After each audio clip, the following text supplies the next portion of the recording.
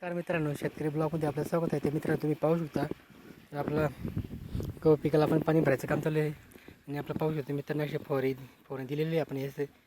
असं गवत आहे आपल्या शेतामध्ये काँग्रेस. तर असं खूप असं गहू पिकावरती आहे.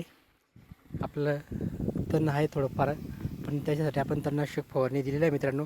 तर तणनाशक फवारणी दिल्यानंतर आपलं पाणी द्यायचं काम सुरू आहे. पाहू तुम्ही थोडं पिवळं पडायला लागले आहे. जे आपण त्याच्यावर तणनाशक फवारणी मारले त्या गवतावर.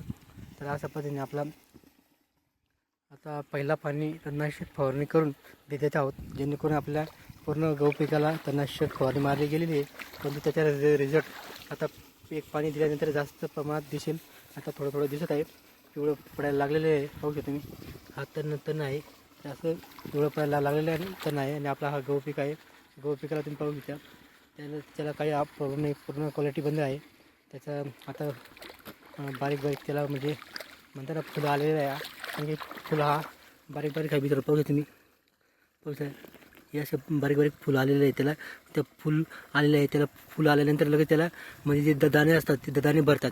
म्हणजे आता फुलं आलेलं आहे, तर आता काही दिवसांनी दाणे भरायची सुरुवात होईल.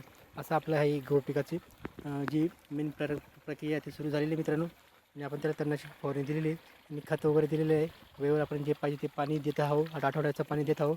अशा पद्धतीने आपलं काम काय आहे ते व्यवस्थित चाललेलं आहे मित्रांनो. आणि आपलं वेळेवर पाणी, वेळेवर खत असं चाललं आहे मित्रांनो. व्हिडिओवर लाईक शेअर कमेंट करा. आमच्या चॅनलला सबस्क्राईब करा. जय जवान जय किसान.